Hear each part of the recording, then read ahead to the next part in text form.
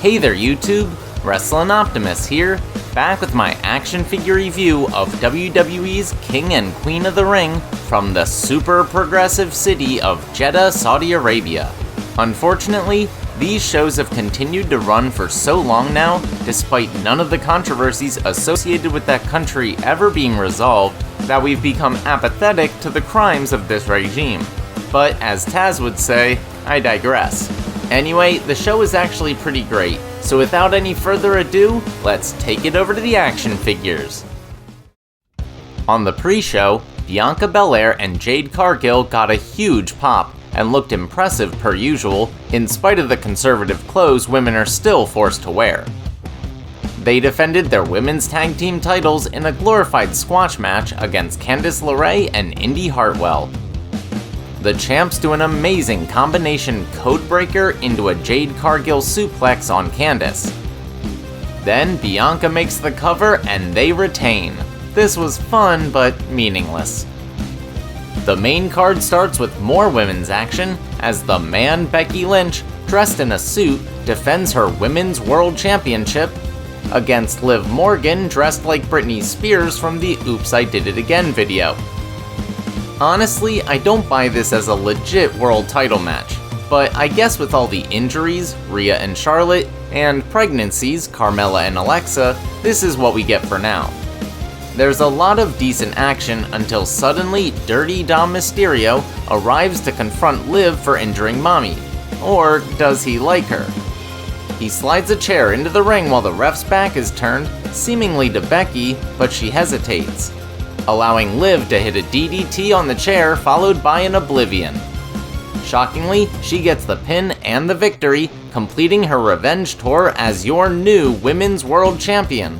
But wait, I'm still curious, was Dom helping Liv or Becky? Next is a triple threat match for the Intercontinental Championship. Chad Gable is accompanied by Otis and Maxine, but seeing as we're in Saudi Arabia and Master Gable is a heel now, he sends her to the back. Side note, crowds have started adding You Suck to his theme music just like they did for Kurt Angle, and I love it. Big Bronson Reed also comes out to little fanfare. However, in addition to being French-Canadian, Sami Zayn is a Syrian Muslim, so not only was his recent trip to Mecca for the Hajj a very personal experience, his ability to speak Arabic really endeared him to the live crowd. Fittingly, he got one of the biggest reactions of the night. Bronson Reed decides to skip his tsunami finisher and go for a moonsault instead, but he misses. That allows Gable to hit a moonsault of his own on the colossal Aussie, but Sami breaks it up. Gable puts an ankle lock on both opponents in another homage to Kurt Angle before Sami manages to sink one in on Gable in a really cool double submission. Speaking of double maneuvers, you knew it was coming, but it was still incredible to see. Gable works his way behind Sami and Reed, then suplexes both of them in one of the best spots of the night. On the outside, Gable convinces Otis to slam Bronson, but he can't bring himself to attack Sami.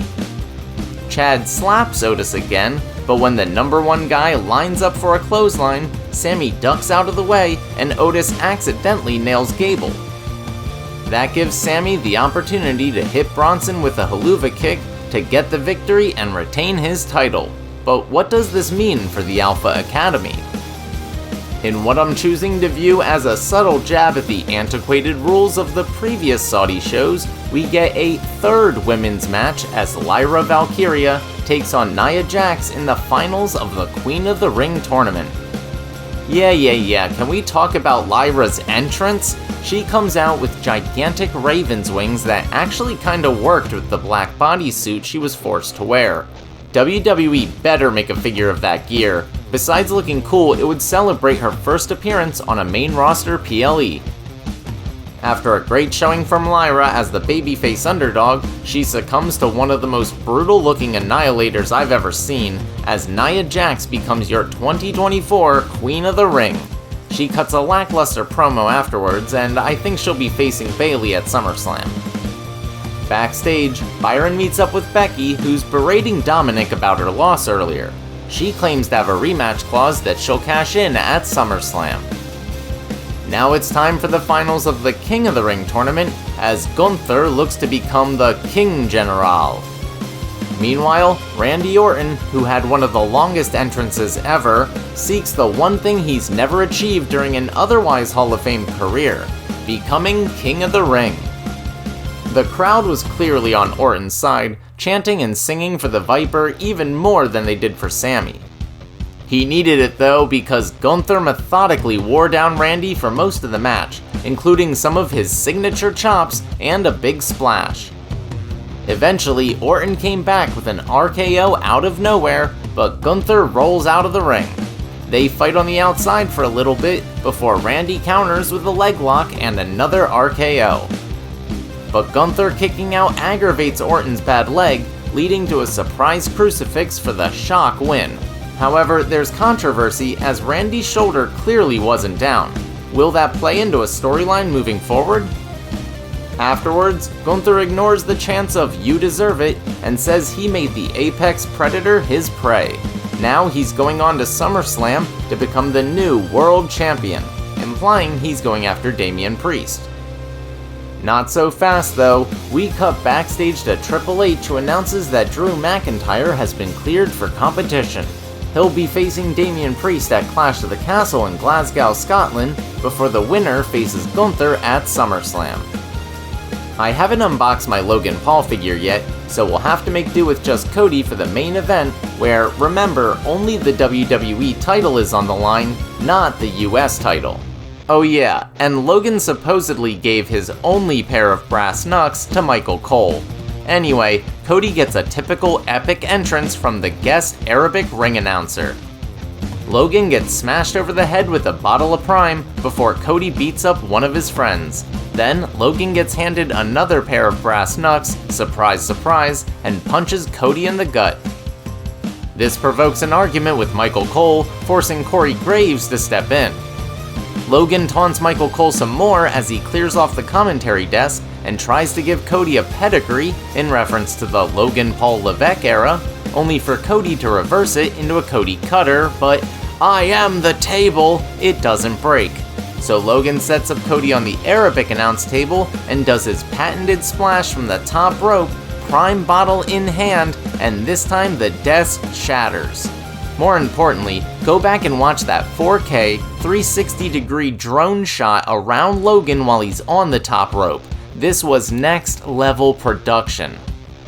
We get a double ref bump followed by a visual pinfall for Cody and a low blow by Paul, but when Logan pulls out the brass knuckles, the guest Arabic announcer stops him.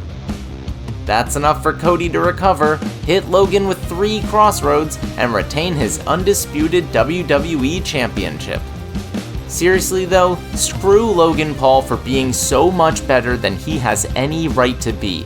I hate him so much. And yet, I can't wait to unbox this thing. This wasn't on the level of WrestleMania, but it didn't have to be. This was a Saudi show, and from that perspective, it was practically perfect. Short, only 5 matches, sweet, great wrestling and storytelling, all killer, no filler. WWE is truly firing on all cylinders right now, even during a traditionally down period. They have all the momentum on their side. Let's just hope they can sustain it. King and Queen of the Ring gets an 8.5 out of 10. Alright, that'll do it for WWE's King and Queen of the Ring from Jeddah, Saudi Arabia. Let me know what you thought of the show in those comments down below. If you enjoyed the video, make sure to do all that normal YouTube stuff. Smash the like button, share with any wrestling or action figure fans you may know, subscribe to the channel, and spread the word. You can also talk to me over on X at WrestlingOptimus, or see all my best figure photography over on Instagram at WrestlingOptimus. You can also find me on Facebook now. If you haven't seen my latest video, you can check that out right here. But until next time, I've been Wrestling Optimus, and I'll catch you later.